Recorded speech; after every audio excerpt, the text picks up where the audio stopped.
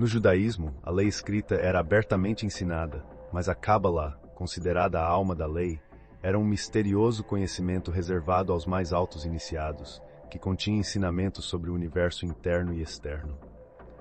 A crença cabalística postula que esses ensinamentos secretos foram entregues aos anjos antes da queda do homem, depois a Adão, e de geração em geração até nomes como Moisés e David, e contém chaves para compreender as escrituras sagradas em um nível mais profundo. Na tentativa de estruturar e interpretar esses ensinamentos, textos fundamentais da Kabbalah, como o Sefer Yetzirah, o Sefer HaZohar e o Apocalipse, forneceram grande fundamento para inúmeros pensadores e influenciaram decisivamente a filosofia, a alquimia, o hermetismo, o rosacrucianismo e a maçonaria. A Cábala tem, assim, permanecido como um codex de conhecimento sagrado Pihia, muitas vezes resguardado nos interstícios da história, aguardando ser redescoberto e compreendido não só como um sistema de crenças religiosas, mas também como uma chave mestra para a cura, a transformação e a evolução da consciência humana. Dentro da tapeçaria mística da Cabala, o Sefer Yetzirah, ou Livro da Criação, resplandece como uma estrela de sabedoria antiga e enigmática. Diferente de outros textos sagrados que tentam explicar o mundo através da vontade divina ou de um simples recurso à ideia de Deus, este nos aproxima do Criador, destrinchando suas obras. A preparação deste livro para o público envolveu o estudo e a comparação de 5 traduções para o inglês, todas com suas particularidades, mas nenhum desvio intencional das mensagens originais se permitiu. A primeira tradução que se conhece data de 1877 por Isidor Kalisch e serve de alicerce para as interpretações que se seguem, juntamente com contribuições de outras autoridades e reformulações para clareza. O Sefer Yetzirah se desvela em seus capítulos iniciais, estabelecendo uma cosmogonia, ou seja, uma teoria sobre a origem do universo, profundamente enraizada na mística judaica. As 32 vias misteriosas da criação são esboçadas aqui, originadas dos Sefarim, números, letras e sons, 3 formas unidas em Deus. A criação do universo se dá por meio de 10 Sefirot e 22 letras, cada uma com uma função distinta. 3 são mães, 7 são duplas e 12 são simples. As 10 Sefirot são comparáveis a dedos das mãos e pés, equilibradas em volta de uma aliança com o Deus único, simbolizando tanto o espiritual como o físico. O misterioso poder dos números é enfatizado com a insistência de que 10 não é 9 e nem 11, reforçando a importância de compreender e contemplar a fundo essa sabedoria. Através da interação das 10 Sefirot, o universo é moldado, como raios de um flash ou chama cintilante, fluindo através da ordem divina e reverenciando o trono eterno de Deus. As letras hebraicas, além de seus valores fonéticos, carregam valores numéricos e significados simbólicos, todos usados na Cabala para explicar a arquitetura do universo e a relação do homem com o divino. O Sefer Yetzirah examina estas letras e seus diversos arranjos, destacando a utilização das 3 letras-mãe e da relação destas com as qualidades dos elementos fundamentais, ar, água e fogo. Estes 3 elementos estão também simbolizados por 3 letras, as quais têm poderes duplos e múltiplos significados. Ao contemplarmos a complexidade do Sefer Yetzirah, observamos um universo em que cada letra, número ou som não existe somente por si só, mas como um reflexo do infinito, todos emanando de um ponto indefinível, e cada um contendo a potência de toda a criação. No interior desse enigma, encontramos camadas de conhecimento aguardando aqueles que buscam não somente compreender o mundo, mas também, e talvez mais importante, entender o lugar do homem dentro da vastidão de tudo o que é conhecido e desconhecido. Nos adentramos agora nas profundezas místicas da Cabala e o livro Conhecimento Secreto de Todas as Eras nos apresenta um panorama fascinante dessa sabedoria arcaica. No capítulo 6, nos deparamos com o significado profundo das 22 letras hebraicas, que compõem a fundação do universo segundo o misticismo judeu. Neste universo simbólico, cada letra representa uma força ou forma de energia que molda a realidade. As chamadas 7 letras duplas simbolizam qualidades fundamentais que contrastam com seus opostos, como sabedoria, xistolice, riquezas, pobreza. Essas letras também são fundamentais na representação das 6 direções do espaço e de um templo sagrado que sustenta tudo. Além disso, as 7 letras correspondem a 7 planetas, dias da semana e portais sensoriais no ser humano, assim como 7 céus e terras, um reflexo da preferência divina pelo número 7. Cada letra alinha-se com um planeta e uma parte do corpo humano, criando um sistema onde tudo está interconectado. Por exemplo, a letra B é relacionada à Lua, ao primeiro dia da semana, e ao olho direito do ser humano. O texto avança para as 12 letras simples, representando propriedades básicas como fala, pensamento e movimento. Estas letras conectam-se com os signos zodiacais, os meses do ano e os órgãos principais do corpo. Assim, cada signo e mês estão associados a um sentido ou ação humana essencial, reforçando a ideia de uma harmonia integral entre macrocosmo e microcosmo. E então, o grande esquema toma forma. 3 letras-mãe dão origem a elementos primordiais, ar, água e fogo, dos quais derivam os 7 planetas e os 12 pontos zodiacais. O universo funciona em um testemunho de 3 camadas: o próprio universo, o ano e o ser humano. O misticismo cabalístico revela um cosmos onde tudo está disposto em oposição e equilíbrio: o bem e o mal, o amor e o ódio, a vida e a destruição. 3 qualidades fundamentais destacam-se sozinhas: uma afirmativa, uma negativa e uma equilibrante. O número 7 e o número 12 desempenham papéis de destaque na guerra cósmica, onde há órgãos que produzem amor e outros que instigam o ódio, alguns que dão a vida e outros que destroem. Esse intricado tapeçar de correspondências chega a um clímax com a aparição ao patriarca Abraão do Senhor do Universo, que revela a ele os segredos destas letras e o faz seu amigo íntimo. Aqui a Cabala é apresentada não apenas como uma proposta de cosmogonia, mas como uma aliança espiritual, selada nos planos material e espiritual. E assim terminamos este capítulo com vislumbres de uma cosmogonia cabalística, onde o supremo deidade Ein Sof é a terra fértil que dá vida a tudo, e no final para onde tudo retorna.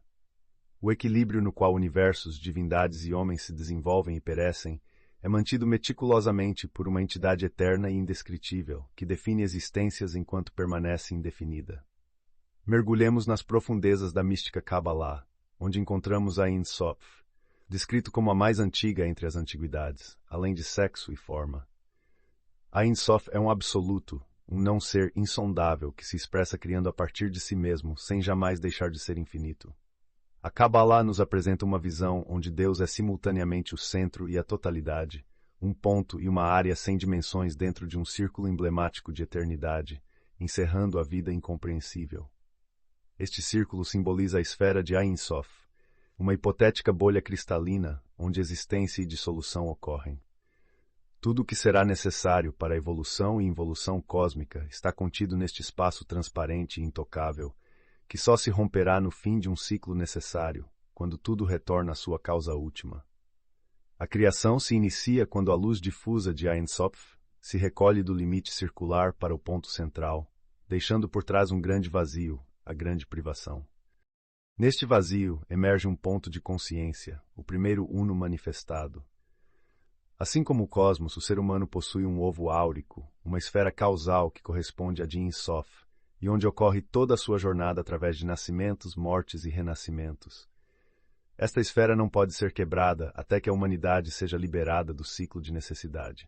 A Kabbalah também nos apresenta um sistema complexo de mundos, através de uma carta circular composta por anéis concêntricos que representam níveis de vibração. A natureza tripartite de Ein Sof, composta por Ain, o vazio do espírito puro, Ein Sok, o ilimitado, e Ein Sok Aur, a luz ilimitada, expressa os aspectos diferenciados da substância suprema.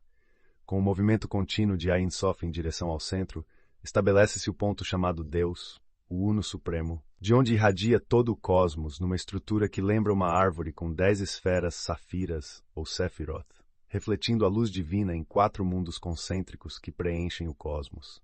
Esses ensinamentos abstratos e simbólicos da Kabbalah nos desafiam a contemplar a complexidade e a transcendência do processo de criação e a íntima relação entre o macrocosmo e o microcosmo, entre o universo e o ser individual. E em nosso estudo percebemos que, em cada nível do ser e do cosmos, há uma interconexão vibratória fundamental. Viajemos pelo universo intrincado e simbólico dos mundos, conforme delineado na tradição da Kabbalah. Nosso foco nesse segmento é a construção e o significado do simbolismo esotérico que envolve o Sephiroth e os 4 mundos da criação. Começamos com o triângulo hebraico. A letra Shin é usada para representar a tríade inicial do Sephiroth, Keter, a coroa ou cabeça branca, Shoshma, o pai, e Bina, a mãe. Esses três, juntos, dão origem a todos os mundos e seres vivos. As pontas flamejantes da letra Shin ocultam essa tríade criativa, uma representação profunda do poder criador divino. Essa mesma energia criadora se divide em 4 cadeias de mundos expansivos, totalizando 40 esferas de criação. Elas emanam de Ein Sof, a infinitude divina, e são categorizadas da seguinte forma: 1. Atziluth, o mundo inalcançável dos nomes divinos. 2. Bria, o mundo arcanjo das criações. 3. Yetzirah, o mundo hierárquico das formações. 4. Asiya, o mundo elemental das substâncias. Cada mundo abriga 10 poderes ou esferas, emanando um do outro como uma série de reflexões divinas, cada uma nascendo da anterior. No mundo mais elevado, Atzilut, a primeira manifestação de Ein Sof, é o ponto primordial dentro do mar divino, chamado a primeira coroa. A partir daí são gerados outros 9 círculos ou anéis, as alianças dos nomes sagrados.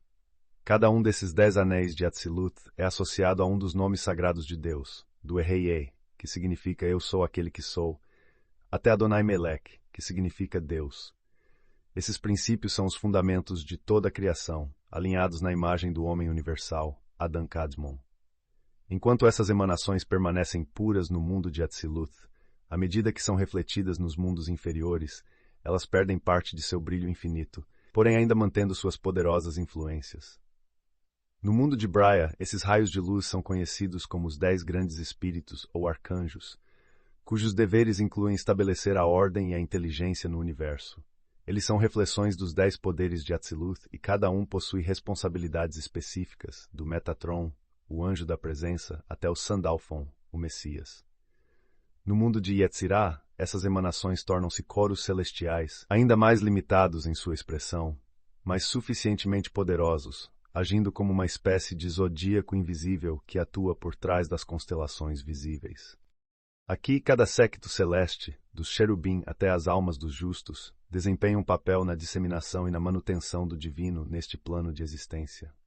Finalmente, no mundo de Asiya, o último e mais denso dos mundos, as esferas da Atzilut assumem formas materiais e resultam no sistema sideral físico. Asiya é o reino em que a humanidade reside, onde, pela tradição cabalística, devido à queda, nos encontramos distante do idílico jardim do Éden dos 3 mundos superiores. Aqui também encontramos os demônios e tentadores, reflexos distorcidos das 10 esferas de luz, criando assim um espectro de seres maléficos para contrastar com as forças do bem dos mundos superiores.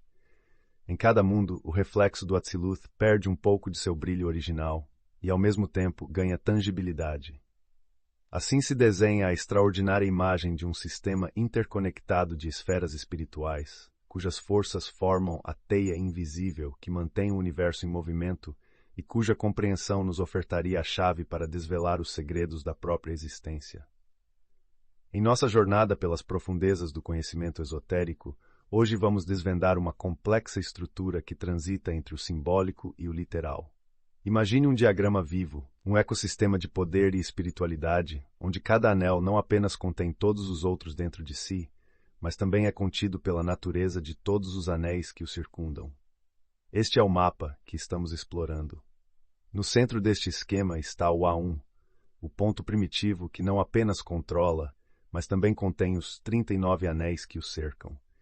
Cada um desses anéis compartilha da essência do A1, variando em graus de poder conforme sua posição no diagrama. O poder de cada anel decresce à medida que nos movemos em direção ao centro do diagrama. Assim, aqueles mais próximos das bordas detêm maior controle e, portanto, mais força. Este princípio se expande para além de um mero desenho. Ele reflete a própria essência do universo e de tudo que nele existe. Cada esfera desse diagrama não é apenas um conceito, mas uma realidade cheia de vida, vibrando em frequências que declinam quanto mais se aproximam do centro material. Avançamos então para um território sômbrio, o reino dos 10 arquidemônios, entidades que invertem tudo que os 10 arcanjos de Bria representam. Estes seres são utilizados por magos negros para realizar façanhas sinistras. No entanto, esses demônios acabam por destruir aqueles que se ligam a eles. Conhecidos por nomes que evocam terror e repulsa, como Satan, Moloch, Belial e Lilith, essas forças agem dentro do mundo de Asiya, um reino que mexe com a imaginação e provoca reflexões sobre o que escolhemos trazer à nossa vida. Não podemos esquecer dos 4 homens do mundo, manifestações antropomórficas que simbolizam cada um dos mundos descritos na árvore da vida, variando de Atziluth a Asiá. Esses homens do mundo são os modelos originais da humanidade e simbolizam a ideia de que o corpo humano, assim como o universo, é uma expressão material de 10 esferas de luz, fazendo do homem o microcosmo, um pequeno universo que reflete o macrocosmo. Neste entendimento, o homem habita não apenas no mundo visível, mas em 4 mundos, cada um revelando diferentes facetas de sua existência. No entanto, ainda que contenha um universo dentro de si, ele permanece ignorante de tal vastidão, pois não consegue exercer controle sobre o que é superior a si mesmo. E por fim examinamos as 50 portas do entendimento, uma progressão evolutiva que reflete os vários estágios da compreensão humana e espiritual.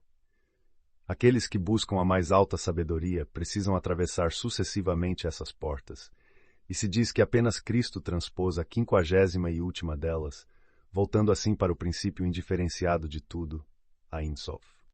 Este segmento nos lembra que a jornada pelo conhecimento esotérico é longa e complexa, mas iluminada por cada verdade revelada ao longo do caminho. Continuamos na exploração deste universo de ideias, sempre buscando entender melhor não apenas as estruturas que nos rodeiam, mas o próprio tecido de nossa existência. Junte-se a mim enquanto seguimos adiante, desvelando cada camada deste vasto conhecimento secreto das eras. Submergimos agora nas profundezas do esoterismo judaico, explorando a árvore Sephirotic, um diagrama místico repleto de simbolismo cabalístico. Imagine 10 esferas de luz, o Sephiroth, dispostas em 3 colunas que representam misericórdia, severidade e mildness, cada uma delas com atributos distintos que formam os alicerces do universo.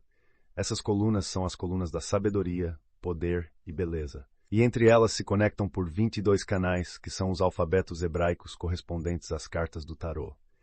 Esta interconexão representa os 32 caminhos da sabedoria, que têm uma correlação direta com os graus da maçonaria e com passagens bíblicas. Eliphas Levi, um notável estudioso do ocultismo, afirmava que ao organizar as cartas do tarô, era possível desvendar os mistérios sobre Deus, o universo e o próprio homem. E esta não é apenas uma especulação superficial. Na verdade, cada sefira associa-se a elementos astrológicos e filosóficos complexos, desde Keter, a coroa, associada ao primo móvel, até Malkuth, o reino, ligado aos elementos terrestres. Adolf Frank compara o Sephiroth a tigelas de vidro coloridas que, embora pareçam alterar a luz que contém, na realidade jamais mudam a sua essência pura. Os estudiosos que vieram após Eliphas se debruçaram ainda mais sobre este assunto, combinando as 4 árvores cabalísticas em um diagrama único, criando a imagem do Adão arquetípico ou cósmico. Eles argumentam que é justamente a criação deste Adão celestial, e não a do homem terreno, que é descrita nas escrituras do Gênesis. Neste grande ser, cada sefira corresponde a uma parte do corpo ou da experiência humana, representando desde o sistema reprodutivo até o crânio, a morada da sabedoria. A árvore Sephirotic, então, é mais do que um sistema numérico ou uma coleção de emblemas astrológicos. É uma representação simbólica do homem protótipo, do universo e do processo pelo qual a complexidade da existência é formatada em 10 esferas divinas e um emaranhado de caminhos que levam a uma sabedoria secreta, a qual pode ser alcançada através do estudo e da meditação. A verdadeira compreensão destes mistérios não está na mera observação dos símbolos, mas na capacidade de perceber a essência subjacente que eles cobrem.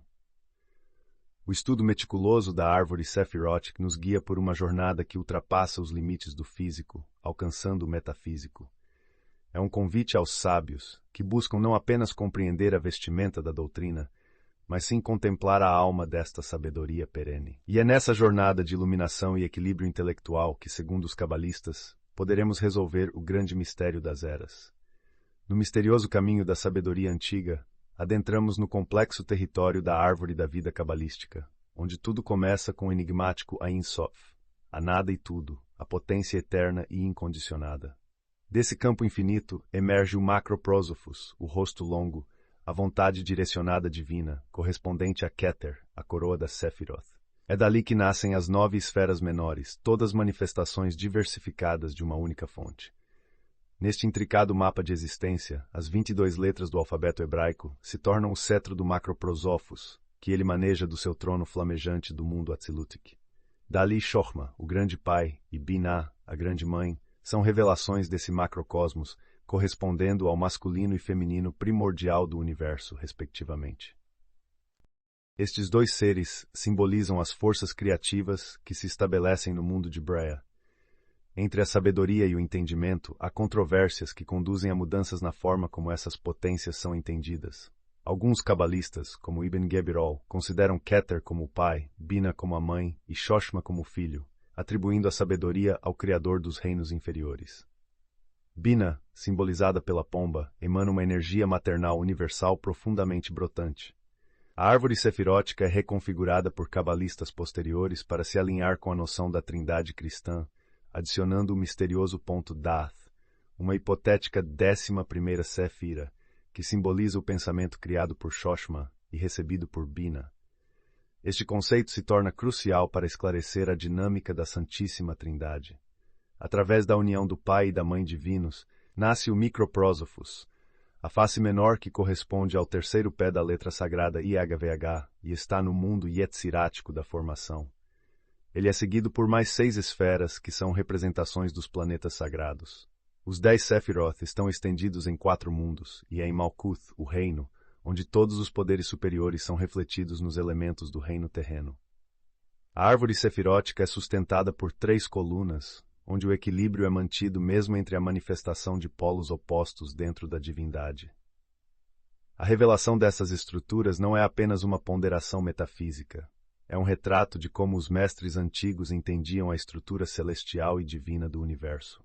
As 4 globes da coluna central enfatizam os diferentes papéis do poder criativo em cada mundo, variando desde o primeiro, onde é a vontade divina, até o 4º, que representa os polos do sistema reprodutivo. Observando ainda mais de perto a natureza intricada dos ensinos cabalísticos, chegamos ao Tetragrammaton, o nome de 4 letras de Deus. As letras YHWH representam diferentes aspectos da divindade e do cosmos, e quando a letra Shin é inserida no meio desse nome, a palavra Jeoshua ou Jesus é formada. Um exemplo da complexidade simbólica dessas tradições espirituais que entrelaçam filosofia, cosmologia e sagrado. Este esboço da árvore da vida cabalística, com seus aspectos divinos, energias sexuadas e representações planetárias, é um convite aos segredos cósmicos guardados pelos antigos, desvendando não apenas a criação do universo, mas também a gênese do ser divino humano, que é o homem esclarecido pela filosofia e pelos mistérios da iniciação. Neste mergulho, pelas páginas do misticismo antigo, desvendamos os intricados métodos empregados pelos sábios para tecer significados ocultos em seus escritos. A técnica gematria é revelada como uma arte de descobrir o sentido arcano de palavras através do exame meticuloso do tamanho e disposição dos traços que compõem suas letras, prática compartilhada tanto pelos gregos quanto pelos judeus. Exemplos são encontrados nos textos do Novo Testamento, especialmente nos atribuídos a São João, onde se sugere que tais escrituras possivelmente foram concebidas com intenções místicas, não se referindo especificamente à figura histórica de Jesus. Nos adentramos então no Notaricon, um método onde cada letra de uma palavra pode ser o início de uma nova. Trazemos o exemplo do acróstico atribuído a Sibila Eritreia, que Saint Augustine expandiu para uma frase sobre Jesus Cristo por meio dessa técnica.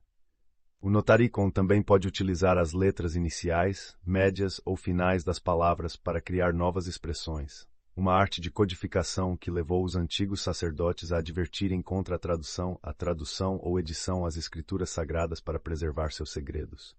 A Temurá é um sistema ainda mais complexo, onde letras são substituídas por outras a partir de tabelas pré-arranjadas ou arranjos matemáticos específicos. Isso pode ser feito dividindo o alfabeto e trocando letras de cima para baixo, ou simplesmente rearranjando-as.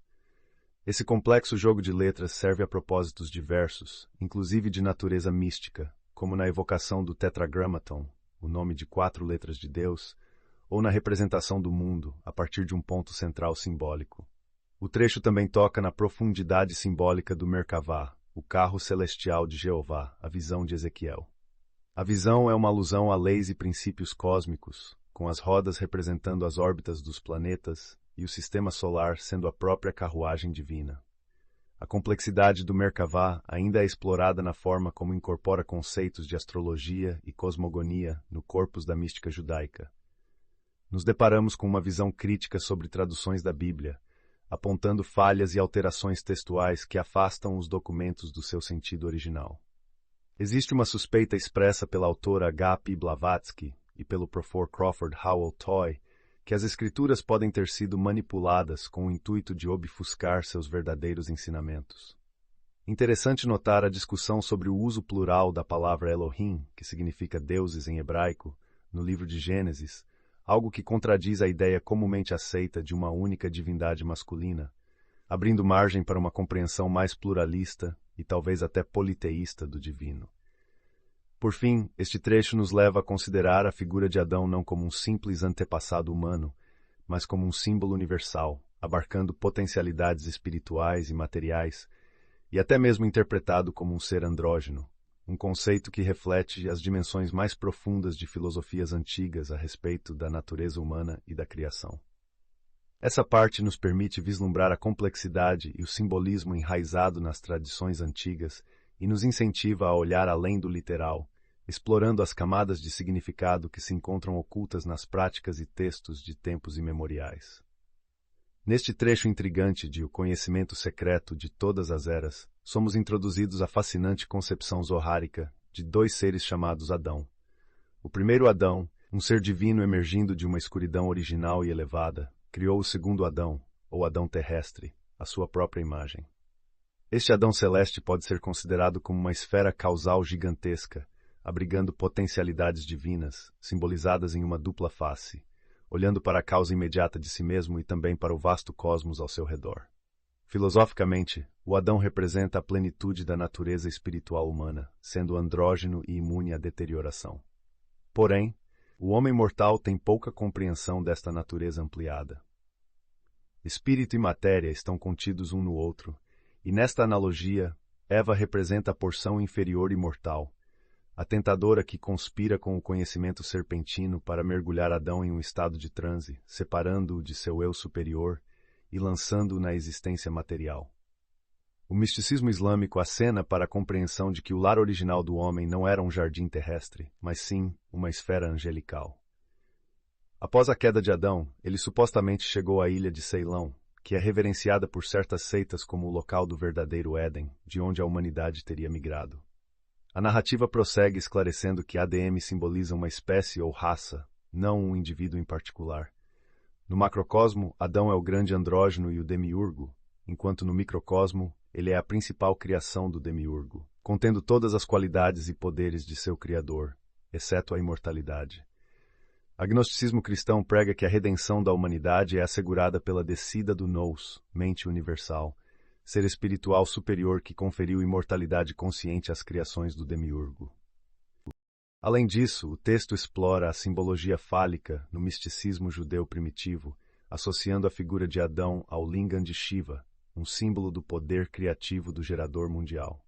Também se menciona a transmissão corporal de Adão até seu sepultamento em Jerusalém por Melquisedeque após o dilúvio.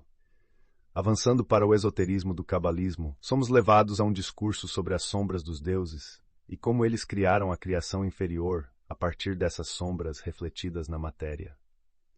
O Zohar também embrenha-se no mistério dos gêneros e na natureza andrógena originária, propondo teorias tanto da divisão literal das almas quanto da supressão de um dos polos andrógenos. Em meio a reflexões sobre matrimônio, almas gêmeas e a busca pela completude individual, o texto apresenta diferentes visões sobre a evolução espiritual e sexual do homem e da mulher. Este trecho densamente simbólico e alegórico nos apresenta uma tapeçaria profundamente entrelaçada de mitos e doutrinas esotéricas, e tece uma visão da humanidade como refletida e inseparável de seu princípio divino e andrógeno original. Entramos em um debate antigo, onde as seitas gnósticas que buscavam a razão sustentavam que os mundos inferiores, nossa realidade física, tinham um propósito divino. Questionar isso seria um erro grave. Entretanto, a Igreja parecia ter tomado para si a insólita tarefa de tentar corrigir essa visão de Deus, promovendo o celibato. No entanto, o celibato, ao ser imposto a todos, sem considerar a evolução espiritual individual, acabou gerando um sério problema, criando neuroses em vez de santidade. Avançando um pouco na história, tocamos no ponto de como a mulher, simbolizada por Eva, foi injustamente mal interpretada ao longo dos tempos. A filosofia defende que Eva representa apenas a emoção humana que desvia o homem da razão, não o mal em si. Algumas lideranças eclesiásticas, buscando suavizar essa injustiça, tentaram conectar Adão a Cristo e Eva à própria Igreja, mas sem a intenção de associá-la à origem do pecado. Um drama ritualístico, talvez derivado dos egípcios, mostra Adão, banido do jardim do Éden, representando a queda do homem devido à ignorância. O caminho de volta lhe é negado por uma criatura imensa com uma espada reluzente. A salvação de Adão vem através do conhecimento da vida eterna, simbolizada pela cruz, que então rompe a barreira imposta pela criatura. E agora mergulhamos fundo na simbologia das cartas de tarô, aparentemente conectadas a essa narrativa antiga. A origem do tarô é disputada, com teorias que apontam desde a Índia até os Templários, escondendo sabedoria antiga sob a fachada de um jogo de cartas. Os ciganos talvez tenham herdado esse conhecimento do Egito e disseminado as cartas pelo mundo. Independentemente de sua origem, o tarô parece conter uma sabedoria secreta que fascina místicos e estudiosos. Cada carta é um hieróglifo completo, representando leis e princípios fundamentais da filosofia e do mundo natural. Seguindo para uma análise mais profunda, enquanto algumas autoridades veem as cartas de tarô como uma chave para todos os conhecimentos, outras têm teorias contrastantes, discrepantes ou até vistas como tentativas de distrair os estudantes do verdadeiro significado contido nas cartas. Apesar das divergências, o tarô é indiscutivelmente um elemento vital da simbologia esotérica, capaz de iluminar o caminho do autoconhecimento e do entendimento do universo para aqueles que sabem interpretá-lo. Navegando pelas águas turvas do esoterismo e misticismo, mergulhamos no mundo intrigante do tarô. Os misteriosos 22 arcanos maiores do tarô têm sido frequentemente considerados reflexos das 22 letras do alfabeto hebraico, uma correlação que seduziu muitos estudiosos. Essa associação, entretanto, sustenta-se mais no número idêntico de partes do que numa fundamentação sólida. A conexão torna-se ainda mais nebulosa quando tentamos sincronizar as cartas do tarô com as letras hebraicas, especialmente ao enfrentarmos o enigma da carta sem número, o louco ou Lamat. Não é por falta de tentativas que o mistério permanece envolto em sombras. Alguns pesquisadores, como Kurt de Gebelin e Paul Case, sugerem que o louco, representando o universo material e a ilusão, deveria ser colocado antes da carta número 1. Estabelecendo assim o zero como precursor do início da jornada espiritual. A dificuldade de alinhar os arcanos maiores do tarô com as letras hebraicas talvez derive de uma possível desordem intencional criada por antigos guardiões dos mistérios egípcios ou árabes, com o propósito de proteger seus segredos sagrados. Mesmo sistemas mais sofisticados, como o proposto por Casey, esbarram em pontos discutíveis, como a precisão das revisões do tarô por Waite, e a justificação para alocar a primeira letra do alfabeto hebraico, Aleph, ao louco, sugerindo a controversa equivalência entre o 0 e o 1. Porém, há brilho nas trevas. Kurt de Gebelin atribuiu a carta do louco a Ein Sof, a causa primeira indefinível, sugerindo que essa carta possa representar a fonte eterna, da qual todas as outras cartas são manifestações limitadas. Nessa jornada simbólica, o primeiro arcano maior, Libateler, o mágico, é descrito como a déjà vu cósmica que mostra a criação como um sonho divino, uma manipulação cósmica em que a natureza esconde suas verdadeiras maravilhas por meio de ilusões, com a humanidade em seu centro, jogada ao sabor das vontades daquele que controla os elementos. Avançamos para a segunda carta, La Papesse, a papisa, que simboliza a sabedoria divina e o segredo doutrinário, adornada com elementos de mistério, representada entre duas colunas e guardando a chave para um conhecimento sagrado. Na terceira carta, L'Imperatriz, a imperatriz, ela se torna a metáfora da geração e da fecundidade espiritual, assentada num trono de estrelas, regendo o mundo material nascido da realidade imaterial. A quarta, L'Empereur, o imperador, encarna a autoridade e força estruturante e demarcadora do universo, traduzida para o mundo material como o grande arquiteto das formas e das leis naturais. E por fim, o quinto arcano, Le Pape, o Papa, a figura do sacerdote supremo que, com a autoridade do conhecimento, ministra os mistérios da existência, simbolizado pela tiara e pela tríplice cruz, como guia para aqueles que buscam a luz por entre as sombras da ignorância. Ao cruzarmos esses primeiros arcanos maiores, percebemos que as cartas do tarô oferecem um espelho multifacetado da jornada humana pela compreensão. Cada carta se apresenta como um portal para as verdades ocultas, e por mais que as tentativas sejam muitas para decifrar a sincronia entre essas imagens e o alfabeto hebraico, talvez a verdadeira chave esteja na compreensão de que as cartas são portas entre os conhecidos e desconhecidos mundos. Em meio a interpretações e teorias, um fato se destaca. Os antigos sempre souberam disfarçar bem os seus segredos. A busca pelo significado das cartas não é uma nomeação definitiva, mas a participação em um antigo diálogo entre os mistérios da existência e aqueles que ousam perscrutar seu véu. Mergulhamos agora nas profundezas simbólicas do tarô, com o sexto arcano maior chamado Lamurou, ou os amantes, representando as dualidades da existência humana. Neste capítulo, a imagem tradicional nos mostra um jovem em um momento crucial da vida, diante da escolha entre o espiritual e o animal, o eterno e o temporal. Acima dele, o gênio do destino, muitas vezes confundido com Cupido, simboliza a responsabilidade que acompanha a liberdade de escolha. No sétimo arcano, Le Chariot, o carro de guerra é guiado por esfinges ou cavalos, referindo-se à trajetória vitoriosa do poder solar através dos 7 planos da criação, com colunas representando os poderosos que sustentam o mundo. A imagem do guerreiro ascendendo de um cubo de pedra simboliza também a elevação espiritual do homem.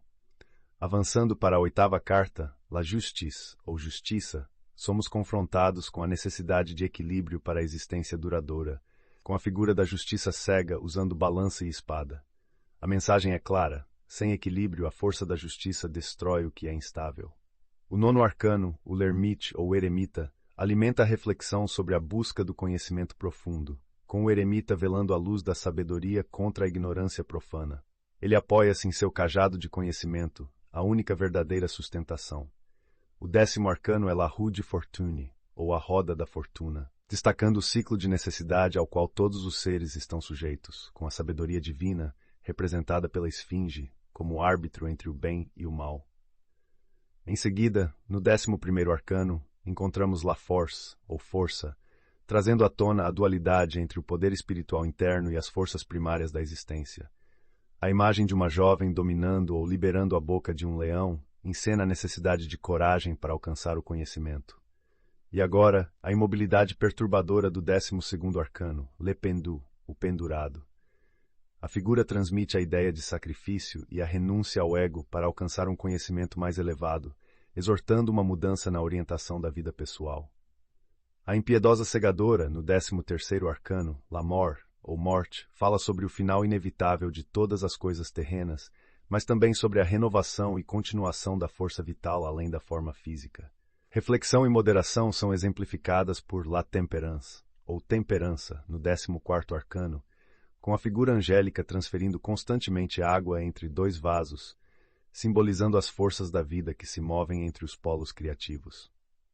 Finalmente, o 15º arcano, Le Diable, ou o Diabo, nos provoca com a imagem de uma criatura parecida com Pan, representando as forças astrais ilusórias que escravizam os elementos animais do homem. Através desses arcanos, somos levados a compreender as camadas mais escuras e as mais altas aspirações espirituais da jornada humana, onde cada carta do tarô é mais do que um símbolo. É um guia para a experiência humana na dança infinita entre o material e o místico. Entramos numa viagem simbólica através das cartas do tarô, que são chaves para os mistérios do universo e da alma humana. Vamos começar pelo 16º arcano maior, Le Feu du Ciel, o fogo do céu, representando uma torre atingida por um raio que parte do sol. Aqui o imagético fala de destruição, símbolo do trágico destino da natureza humana, que ao perder sua coroa, ou seja, sua conexão divina, cai nas ilusões da materialidade. Essa carta também encerra o mistério do sexo, sugerindo que dentro da torre, simbolizada pelo emblema fálico, estão potencialidades inexploradas. Avançando, temos o 17º arcano, Les Étoiles, ou as estrelas, pintando o quadro de uma jovem, uma representação de Ísis, que ao derramar água de suas urnas, simboliza as inundações do Nilo e a consequente renovação da natureza. Os 8 astros sobre sua cabeça apontam para 7 forças planetárias sagradas e a estrela Sotes, A imagem nos fala da natureza partilhando generosamente a abundância divina. No 18º arcano, La Lune, ou a Lua, somos confrontados com uma cena de luna surgindo entre duas torres, um cão e um lobo uivando, e um caranguejo despontando de um corpo d'água, representando a contramarcha da Lua.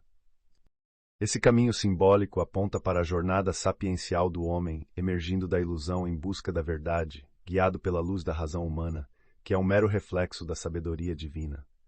O 19º arcano, Le Soleil, o Sol, nos traz dois infantes cercados por um anel mágico de flores, com o Sol ascendendo por trás deles. Eles simbolizam o equilíbrio dinâmico da existência. Fé e razão, mente e coração, forças necessárias para que o mundo mantenha sua harmonia. E ao chegarmos ao 20º arcano, Le Jugement, o julgamento, vemos a figura da ressurreição. Seres ascensionando de seus túmulos ao som da trombeta de um anjo, indicando a libertação da natureza espiritual tríplice do homem das garras de sua constituição material. Por fim, no 21º arcano maior, Le Monde, o mundo, observamos uma figura feminina, cuja forma ecoa o símbolo alquímico do enxofre, simbolizando a centelha divina em seu coração. Ela está rodeada por uma coroa floral e pelos querubins de Ezequiel, representando as forças, os mundos e as dimensões da criação. Completando a jornada pelo tarô, os naipes menores estabelecem analogias com os elementos, as direções da criação e os mundos da cabala. Cada naipe também reflete uma divisão da sociedade e uma região geográfica. E assim, ainda que de maneira abreviada, os baralhos modernos mantêm um simbolismo profundo, ecoando os ciclos do ano e as energias cósmicas que influenciam nossa existência. No contexto mais amplo das cartas, há menção a um baralho renascentista chamado de Mantegna, que com seus 50 cartões representa desde figuras sociais até princípios filosóficos e celestes, trazendo à superfície a significância cabalística que subjaz nesse complexo sistema simbólico, onde cada elemento e figura jogam luz sobre as profundezas de nosso ser e a estrutura do cosmos. No universo intrigante das cartas e tabuleiros, cada detalhe carrega um peso simbólico que transcende sua aparência lúdica. Mergulhemos no fascinante mundo do baralho e do xadrez, descobrindo como eles são mais do que jogos. São verdadeiros espelhos dos mistérios ancestrais. O baralho, um emaranhado de 52 cartas, reflete o ciclo anual com suas 52 semanas. Com os naipes representando diferentes aspectos do mundo e as 13 cartas de cada naipe simbolizando os 13 meses lunares, há uma harmonia oculta que ecoa a natureza cíclica do tempo. Os números das cartas, se somados e incluindo as figuras, valete, dama e rei, como 11, 12 e 13, alcançam 364, quase o total de dias em um ano, e adicionando o coringa, chegamos aos 365 dias. Curiosamente, Milton Pottenger propôs que o arranjo das cartas do baralho tem relação com a estrutura geopolítica dos Estados Unidos, sugerindo que o país seria composto por 52 estados comandados por uma 503 da entidade indenominada, o Distrito de Colômbia, assimilado ao Coringa. Adentrando os símbolos das cartas de corte, encontramos a maçonaria, 9 cartas de face e 3 de perfil, com os reis armados representando arquitetos divinos e as rainhas com flores de 8 pétalas aludindo a Cristo, há paralelos com signos zodiacais inegáveis. No tabuleiro de xadrez, cada peça carrega uma filosofia própria. As 64 casas simbolizam a dualidade do existir, e cada figura tem um movimento que reflete sua natureza, como o bispo que move-se diagonalmente simbolizando as emoções, e o rei, que nunca é capturado, representando o espírito. O xadrez encapsula a batalha eterna entre luz e sombra, entre a essência do ser e a ilusão do ego. Prosseguindo na senda do mistério, voltamo-nos ao tabernáculo no deserto, trazido pelo cânone bíblico. Este conjunto de textos, muitos atribuídos a Moisés, mergulha suas raízes nos ritos iniciáticos do Egito Antigo, onde os israelitas, durante seu cativeiro, absorveram vasto conhecimento esotérico. A figura de Moisés é envolta em controvérsia, com dúvidas sobre sua existência histórica e ligações com mitos solares. Contudo, sua reverência pode simbolizar a iluminação interna alcançada por iniciados. O tabernáculo é um reflexo dessa antiga sabedoria, um templo de aprendizado onde cada objeto tem significância profunda, onde a verdadeira compreensão se desdobra para aqueles que sabem interpretar seus símbolos. Entre os ritos e utensílios do tabernáculo, a Arca da Aliança ocupa um lugar preeminente, ecoando o conhecimento oculto de tradições ainda mais antigas. A chave para desvendar essas alegorias não reside nos textos, mas na tradição oral da Cabala, que guarda os ensinamentos secretos e memoriais. Assim, percebemos as camadas que constituem o universo dos jogos e da religião. Intricadas, simbólicas e eternas, cada movimento, cada carta, cada peça, tecendo o grande tapeçário do conhecimento humano, que abrange desde a criação do cosmos até as nuances da alma humana. E no próximo capítulo, a saga do conhecimento continua a se desvendar. Estamos mergulhando agora nas camadas profundas do simbolismo esotérico da construção e decoração do tabernáculo, conforme descrito por Joséfos e na Bíblia. A nomeação de Bessaleel e Aholiabe como arquitetos deste sagrado espaço é um prelúdio metafórico, pois seus nomes e as tribos de Judá e Dan mesclam-se com os símbolos alquímicos do leão vermelho e da águia branca, e sugerem uma relíquia oculta sobre a interação entre fogo e água. O tabernáculo, na tradição de Israel, transcende seu aspecto físico, metaforizando o corpo humano em sua relação com o divino. As tendas e rituais que se desenrolam ao redor desse lugar sagrado são ecos dos processos internos do ser humano e sua busca pela purificação e pelo sagrado. Este conceito é corroborado em Hebreus 8, onde o tabernáculo é visto como um símbolo, uma sombra das verdadeiras instituições divinas, invisíveis mas onipotentes. Avançamos para os aspectos mais práticos, a contribuição para a construção, demandando materiais valiosos dos filhos de Israel, e para a estrutura, detalhada em Êxodo 25. A área externa do tabernáculo está meticulosamente desenhada, com exatas dimensões para cada cortina e pilar, refletindo a ordem celestial na terra. Este santuário revela ser meticulosamente orientado para receber a luz do sol, simbolizando a adoração primitiva desta estrela regente dos céus. Dentro do tabernáculo, encontramos um altar de bronze e uma pia para purificações, indicando o processo de autocrescimento espiritual que refina a própria natureza terrena do buscador através de um fogo divino interno. Mais adentro, no Santo dos Santos, residia a Arca da Aliança, unicamente acessível pelo sumo sacerdote. A proporção deste compartimento era tal que traduzia fisicamente a conexão entre o divino e o terreno. As vestimentas do Santo dos Santos, especificamente a arca, eram outro mundo à parte. Com querubins de asas estendidas, a arca representava o trono terreno de Deus, e sob sua tampa dourada repousavam as tábuas que concretizavam a aliança entre Deus e seu povo. A presença de Deus era tão palpável que se acreditava que uma coluna de fumaça durante o dia e uma coluna de fogo à noite pairavam sobre o tabernáculo, vista como a Shechina, ou a manifestação visível de Deus entre seu povo. Os acessórios do tabernáculo pareciam completar a representação física de ideias profundas e místicas. A iluminação provida pela menorá, o sustento fornecido pelo pão da proposição, a pureza trazida pelo altar do incenso, todos falam das qualidades humanas em um processo de purificação e apromixação com o sagrado. Cada detalhe, cada medida, cada material possui uma significância que transcende o objeto em si e toca na essência da espiritualidade do ser. O trono entre os querubins, sobre a arca, era um ponto de comunicação, o espaço onde o terreno encontrava o divino. Era nesse lugar, prolificamente simbólico, que o povo escolhido mantinha conversa com seu Criador. Como tal, a descrição do tabernáculo é muito mais do que a narrativa de um antigo local de culto. É a representação da jornada da alma através do físico para o reino do espírito e os meios pelos quais o humano pode aspirar a comunhar com o divino. A sabedoria que se esconde nos elementos do passado distante.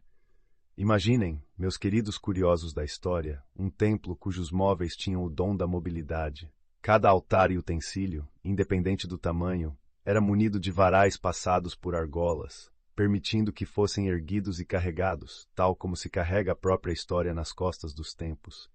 O tabernáculo, com toda a sua estrutura engenhosa, era um livro aberto para aqueles que sabiam ler seus símbolos. E agora viajemos juntos pelo significado oculto desses símbolos. No cerne deste santuário portátil estava a Arca da Aliança, sempre acompanhada de seus varais, testemunhos de uma jornada até seu descanso final no Santo dos Santos, o Templo Eterno de Salomão. Mas o que os olhos veem e as mãos tocam no tabernáculo é só a superfície. Um mergulho nas profundezas nos revela um universo simbólico. Os antigos judeus e até mesmo José de Flávios, conhecido como Joséfos, compreendiam que não se tratava apenas de uma construção literal. O tabernáculo era um espelho do cosmos. dividido em 3 partes, refletia terra, mar e céu. Cada detalhe, cada escolha de cor e posição carregava um significado cósmico. As 12 tábuas representavam os meses do ano. A estrutura do castiçal fazia um aceno para as 70 divisões dos planetas, e suas 7 lâmpadas, dançavam ao ritmo dos próprios astros. As vestes do sacerdote teciam histórias do firmamento e da terra, cada fio entrelaçado com o simbolismo dos 4 elementos fundamentais da criação. Não menos importante é o modo como esse tabernáculo foi orquestrado em metais. O ouro, esse material precioso, não era apenas decoração, mas um símbolo resplandecente da espiritualidade humana, daquilo que é divino e resplandece em alguns, envolvendo-os em uma auréola de esplendor. A prata, irmã do ouro, falava da lua e das águas regeneradoras, refletindo a pureza do caráter humano. E o bronze, aquela mistura de nobre e vulgar, era a imagem do ser humano médio, forjado tanto pelo sublime quanto pelo terreno. Essas 3 facetas do templo são como um espelho que reflete as lojas de maçons com seus graus ritualísticos. E não esqueçamos dos sacerdotes e suas vestes. Imaginem um vestuário que não é apenas um conjunto de roupas, mas um mosaico de símbolos e significados que refletem o próprio universo. As vestes do sumo sacerdote de Israel eram isso, expressões grandiosas do espiritual, do cosmo e da natureza humana. À medida que nos aproximamos dos detalhes dessas roupas, cada elemento nos leva mais fundo numa viagem de mistério e revelação. Sobre o manto branco, o sumo sacerdote vestia o meir, uma peça de cor azul celeste, adornada com uma bainha de campainhas de ouro e romãs. Esse som que ressonava pelo templo servia como um lembrete de sua presença sagrada. Esse traje era também amarrado com um cinto colorido, ricamente bordado e entrelaçado com fios de ouro. Porém, a peça que certamente invocava mais admiração era o efod, um colete curto com fios de ouro e coloridos que cobria o meir, e cuidadosamente em cada ombro se fixava um ônix gravado com os nomes dos filhos de Jacó. Esses ônixes eram mais que ornamentações.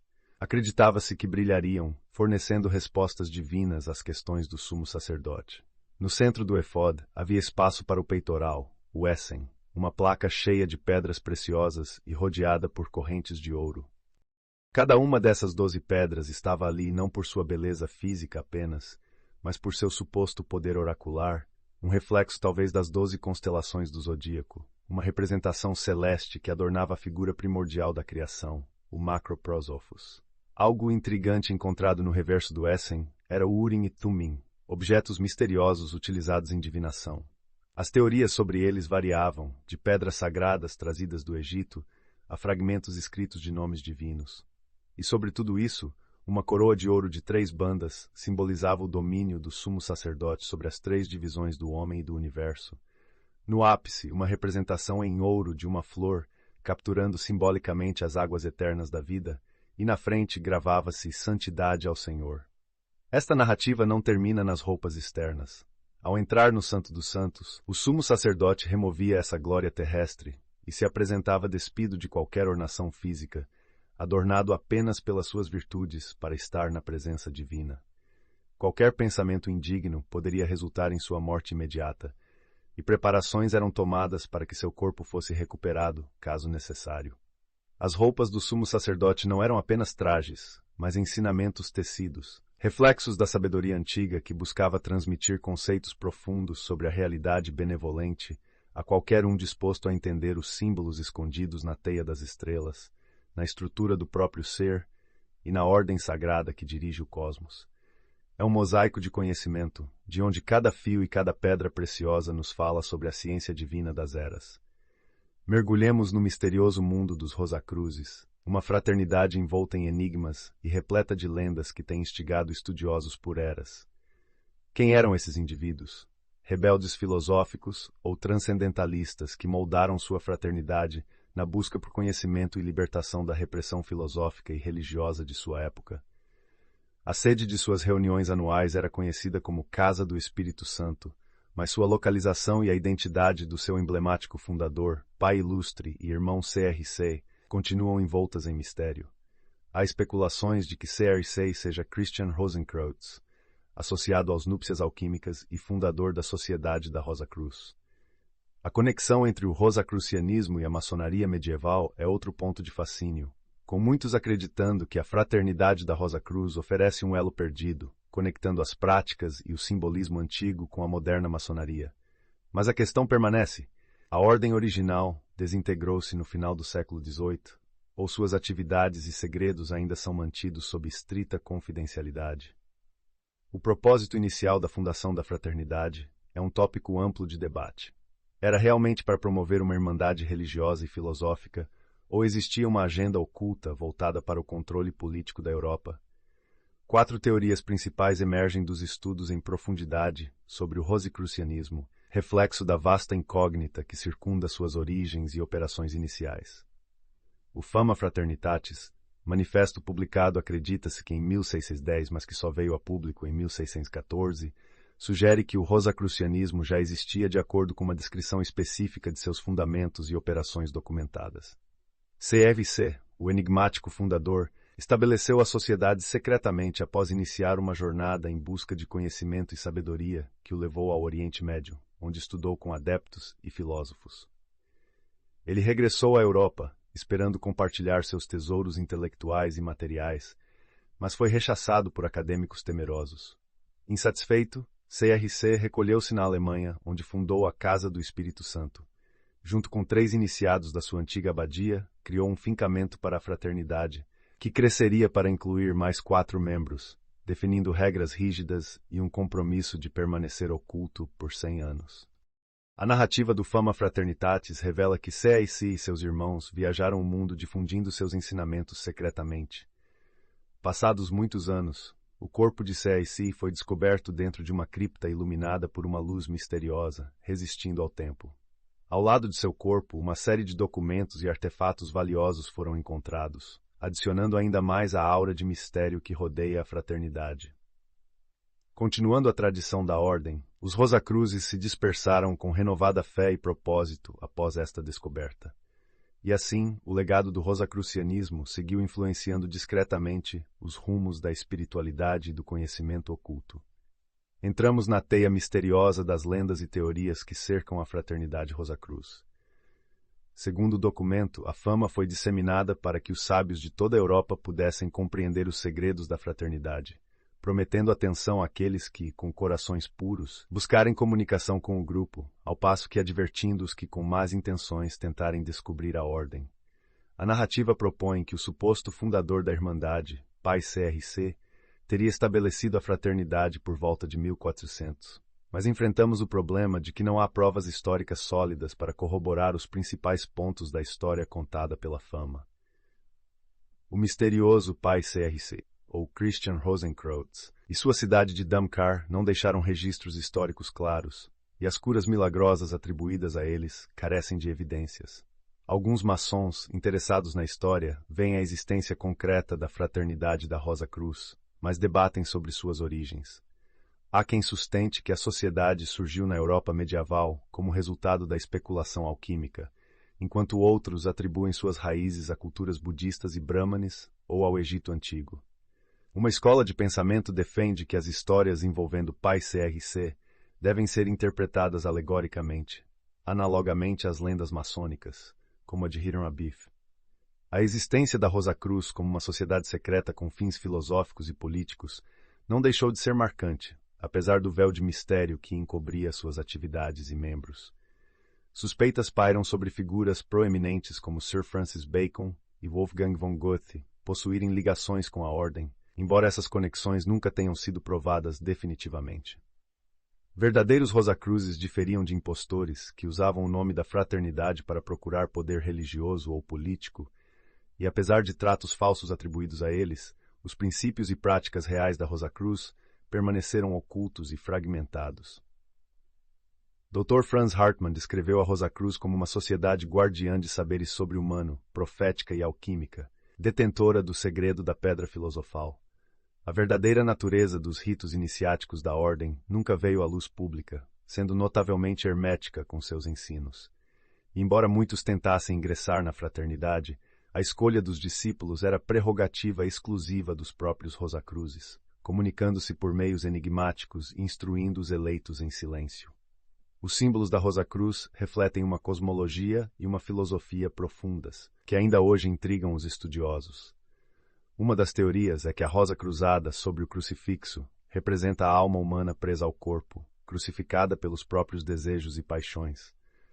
O símbolo pode ser uma evolução do lótus egípcio e hindu, apontando para uma continuidade dos antigos ensinos herméticos egípcios. Por fim, o texto aponta que, se a maçonaria moderna de fato deriva de ensinamentos místicos antigos, é possível que tenha se inspirado na tradição Rosacruz, o que reforça ainda mais os laços entre ambas as sociedades secretas. A complexidade e os mistérios envolvendo o rosacrucianismo e a maçonaria mantêm vivo o fascínio histórico e deixam um véu de suspense sobre a verdadeira natureza dessas ordens esotéricas até os dias atuais. Mergulhemos nas correntes misteriosas que ligam a maçonaria e o rosacrucianismo. Essa teoria fascinante mergulha na ideia de que a maçonaria é um fruto do rosacrucianismo, emergindo daqueles que desejavam atuar no mundo material. Contudo, parece que os rosacrucianos, algum tempo após, se desiludiram com sua criação e se afastaram, deixando apenas símbolos e alegorias, mas levando com eles as chaves para desvendar os significados ocultos desses símbolos. Há quem defenda que a maçonaria absorveu completamente o rosacrucianismo, tornando-se a mais grandiosa sociedade secreta existente.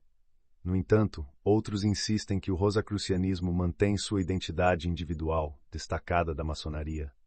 Falam de um templo Rosacruz perto de Carlsbad, na Áustria, ou de uma escola misteriosa na Floresta Negra da Alemanha, alinhada com os princípios dos Irmãos da Boêmia. Contudo, com o fortalecimento da maçonaria, parece que o rosacrucianismo europeu entrou em declínio. Um manuscrito anônimo com nuances de Cabala Rosacruz revela a rica simbologia da rosa, um símbolo de geração e pureza espiritual. Seu desabrochar é um reflexo do despertar espiritual humano.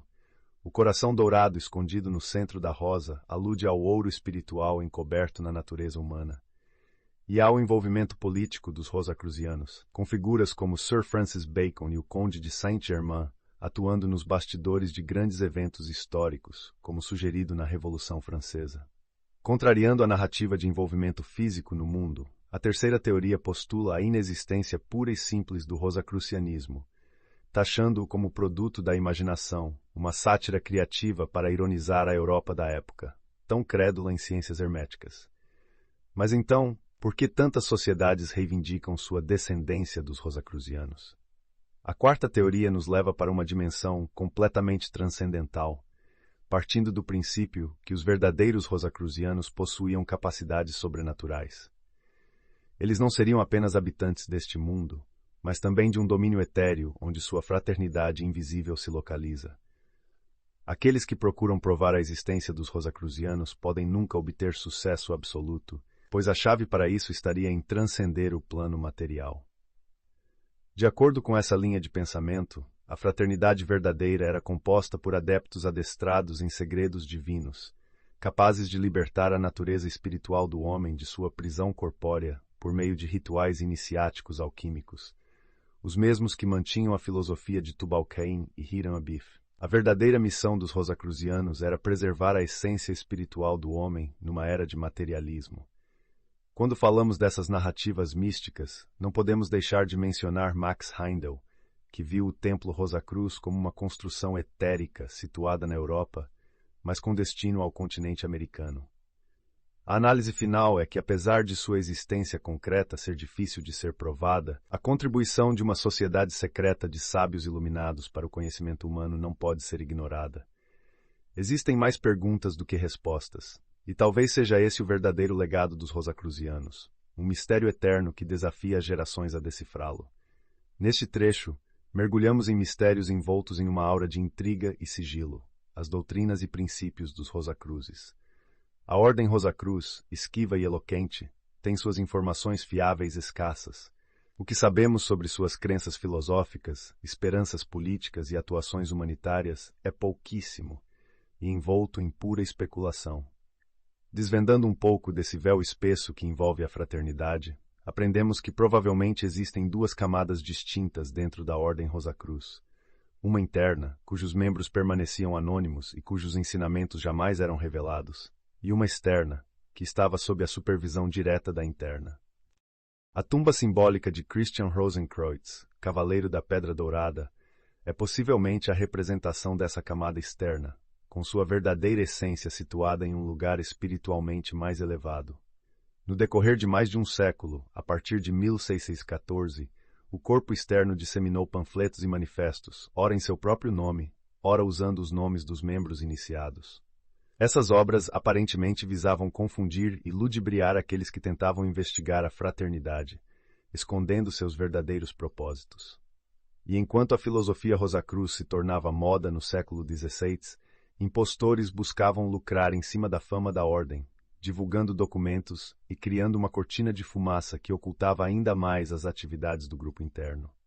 A profusão de informações enganosas, combinadas com as falsificações literárias de embusteiros, ergueram um duplo escudo protetor da verdadeira natureza das atividades da ordem, algo que os membros chamam de nuvens, nas quais trabalham ocultos do olhar público.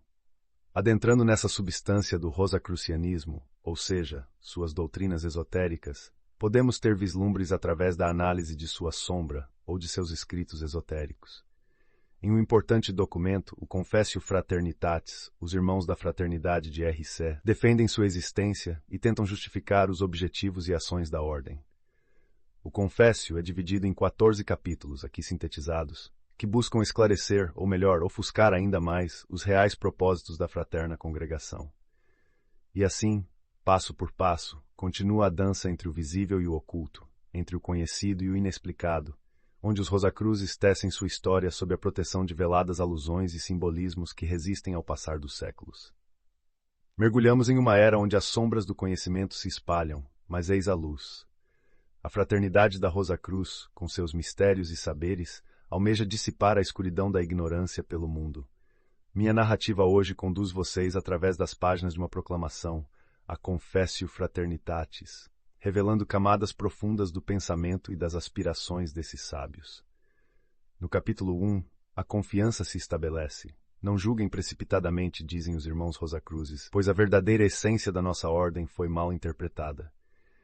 Eles buscam aliados entre os eruditos da Europa para disseminar um conhecimento divino, outrora escondido, mas que agora se revela para a redenção da sociedade decadente. No capítulo 2, descortinamos uma crítica severa à filosofia da época, considerada falha e condenada a ruir por sua fragilidade. A fraternidade, no entanto, promete ser o antídoto, o remédio para tal enfermidade intelectual, com uma filosofia secreta fundada no conhecimento supremo, mesclando teologia e medicina, e que põe o próprio homem, portador do segredo máximo, no centro de seus estudos. No capítulo 3, um aviso. Não banalizem ou subestimem o conhecimento aqui apresentado.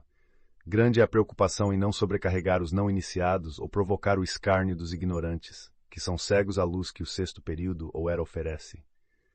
Adentrando o capítulo 4, a crença é inabalável de que o fundador da ordem, cristão Rosenkreuz, alcançou uma iluminação tal que sua sabedoria poderia erguer todas as ciências e artes, caso estas se perdessem.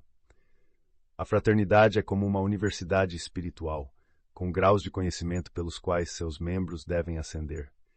O capítulo 5 ousa ainda mais, falando de igualar governos à sabedoria de Dankar, onde todos que anseiam conhecimento serão enriquecidos, e promete uma harmonia onde ciência e teologia finalmente se conciliarão.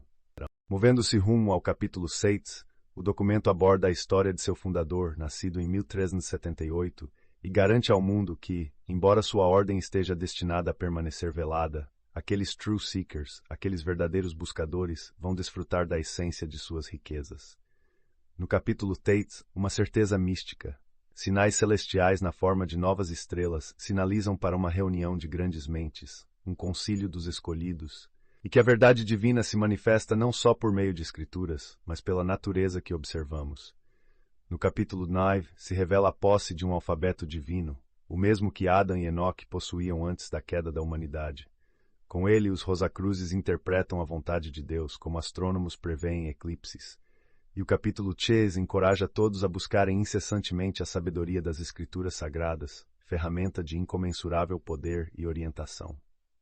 O capítulo 11 alerta para um entendimento equilibrado acerca da transmutação dos metais e da medicina universal, preocupando-se que muitos percam seu foco em busca de riquezas matérias e poderes superficiais.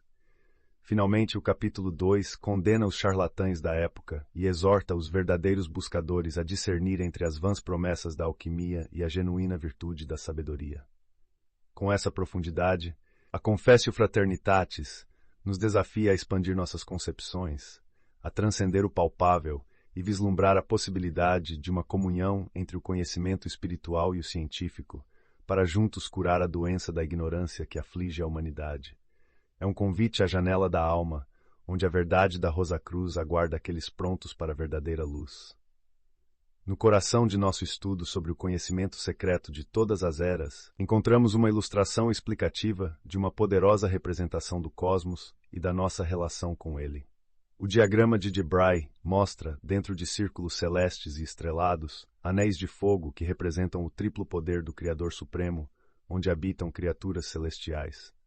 No centro do universo, um globo terrestre é medido por um hominídeo com um compasso, uma metáfora da criação animal.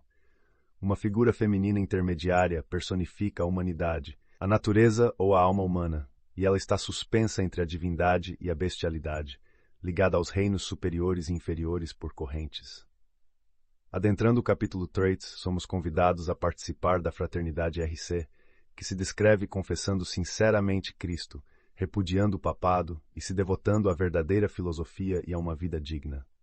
Parece que o desejo da fraternidade é invitar e admitir pessoas dignas de todas as nações para compartilharem a luz de Deus, prometendo um mundo onde o tesouro da terra e a sabedoria não estarão mais ocultos pelos véus da ignorância. Já o capítulo 14 nos alerta sobre a sedução das riquezas materiais e nos convida a buscar a sabedoria através da virtude, do trabalho e da integridade, ao invés de ceder à atração do ouro. Afirmam que ninguém pode participar de sua riqueza espiritual contra a vontade de Deus ou sem sua sanção. Desvendando um mistério literário, o texto propõe que Johann Valentin André poderia ser um pseudônimo usado por Sir Francis Bacon e cita referências de obras que sugerem a conexão entre ambos. Personagens como John Haydon e Thomas Vaughan são mencionados como defensores e expositores de conhecimentos rosacrucianos, dispondo de habilidades aparentemente milagrosas, como a invisibilidade. No coração dos objetivos da Fraternidade RC, encontra-se o desejo de abolir formas monárquicas de governo em favor de um governo dos eleitos filosóficos e reformar as ciências, filosofia e ética para revelar a verdadeira sabedoria, que supostamente só pode ser alcançada pelos mais íntimos mistérios da natureza. Os Rosacruzes também desempenharam papéis fundamentais em eventos históricos, como a independência americana e a Revolução Francesa, utilizando seu conhecimento para influenciar e moldar o curso da história humana. Eles revelam-se como mantenedores de antigas tradições místicas e mostram que sua verdadeira missão é proteger e transmitir um conhecimento supremo que permanece velado para o mundo exterior. A referência à criação do Grande Selo dos Estados Unidos, como um lembrete das atividades sub-rosa, secretas, da Fraternidade RC, reforça a ideia de que seu poder e influência vão muito além do que podemos perceber superficialmente, agindo em contextos sociais, culturais e políticos, com um propósito que transcende eras e movimentos aparentemente desconectados. No coração das tradições Rosacruzes reside a busca pelo elixir da longa vida, uma panaceia universal capaz de curar todas as doenças. Os irmãos da Ordem Rosacruz supostamente possuíam não apenas esta substância milagrosa, mas também o conhecimento secreto para prolongar a vida humana indefinidamente, embora sujeitos à vontade divina.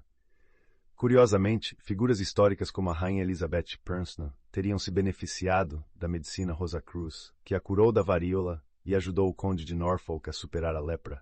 Mas, o que realmente seria essa medicina universal? Um composto químico com propriedades físicas extraordinárias? Ou uma compreensão espiritual que desvenda verdades, atuando como remédio para a ignorância, a mais grave enfermidade segundo a visão Rosacruz?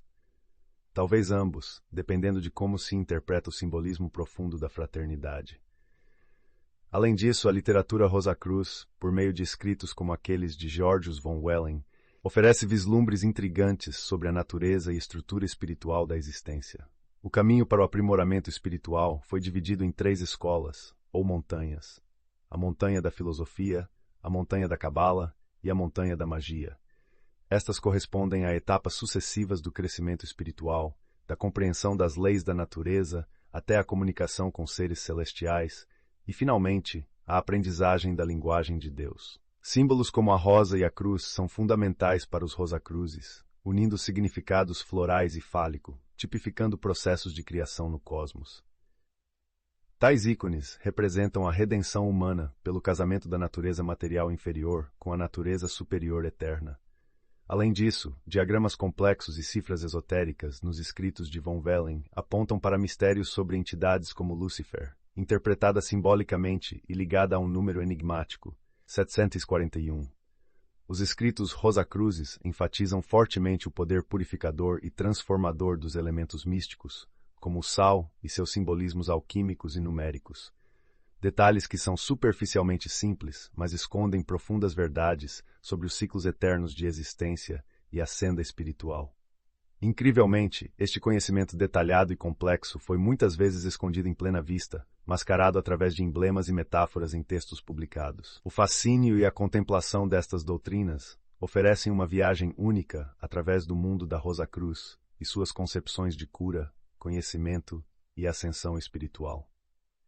Nesta viagem, pelo conhecimento secreto de todas as eras, estamos mergulhados na essência dos símbolos que norteiam o entendimento esotérico do mundo. A figura 16 nos oferece mais um olhar sobre o sal, enquanto a figura 17, reduzida a um simples ponto, representa o espírito, o ouro, o sol ou a germen da vida. A ação de mover este ponto, estendendo-o para se tornar uma linha, é capturada na figura 18, caracterizando o que podemos chamar de primeiro movimento, a gênese de todas as linhas.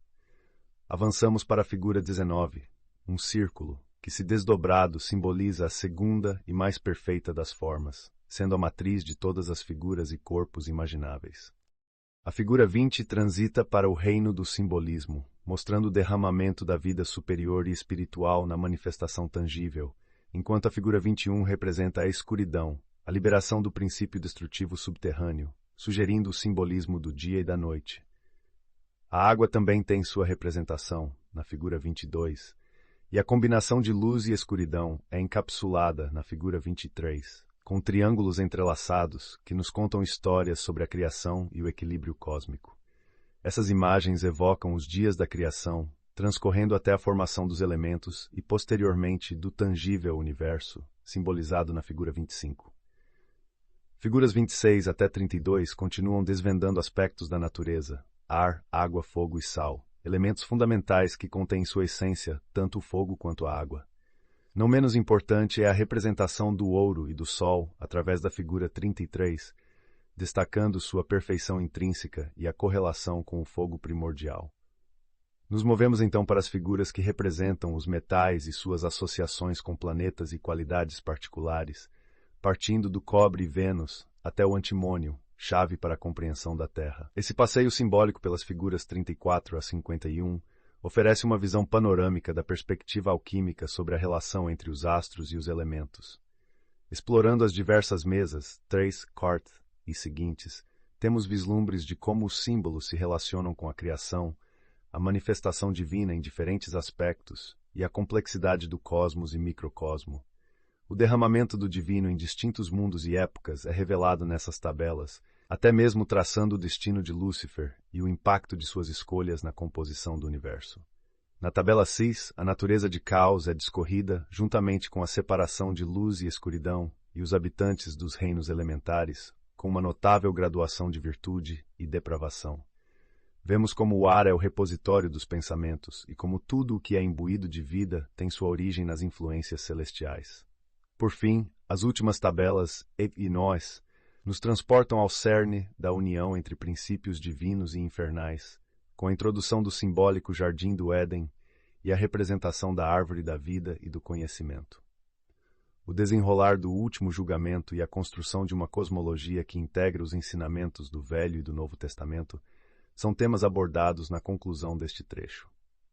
Através dessas imagens e tabelas, desdobram-se perante nós uma tapeçaria de metáforas e significados que nos falam sobre o papel e a natureza dos elementos, os mistérios da criação e a profunda conexão entre macrocosmo e microcosmo, luz e escuridão, bem e mal, em uma dança eterna que é o estudo do esotérico.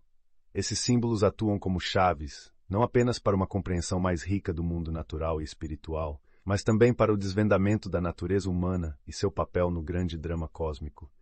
Estamos agora explorando um território repleto de simbolismo esotérico e místico, onde a geometria sagrada, a astrologia e a alquimia se entrelaçam de formas que desafiam a compreensão convencional.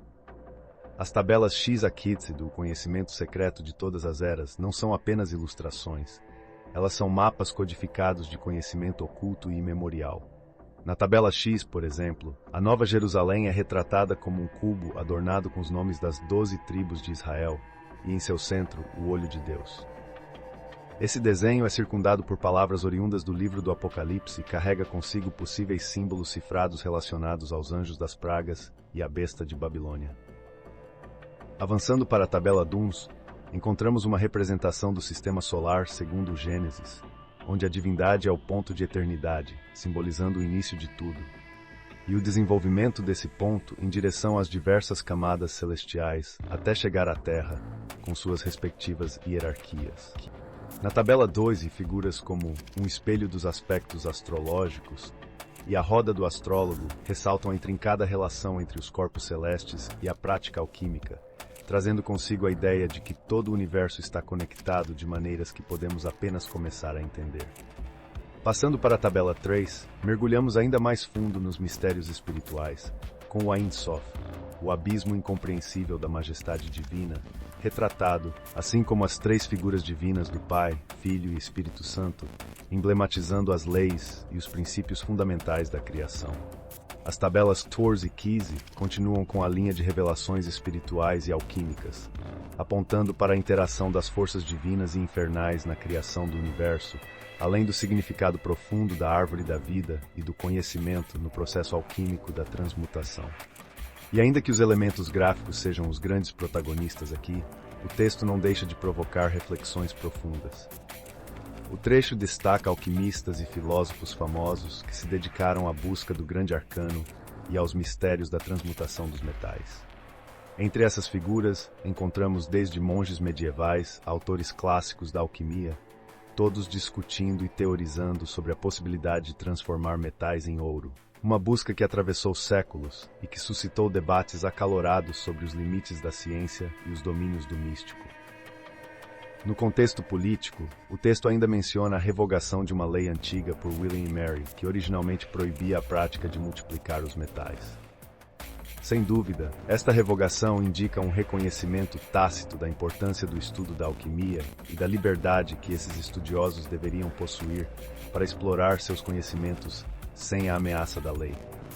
Este conjunto de tabelas e seus respectivos comentários levantam o véu de temas complexos relacionados à busca humana pela compreensão do divino e do universo. Um desafio, segundo os alquimistas, poderia encontrar respostas não somente no metafísico, mas também no literal, na criação de ouro real através de processos misteriosos e enigmáticos.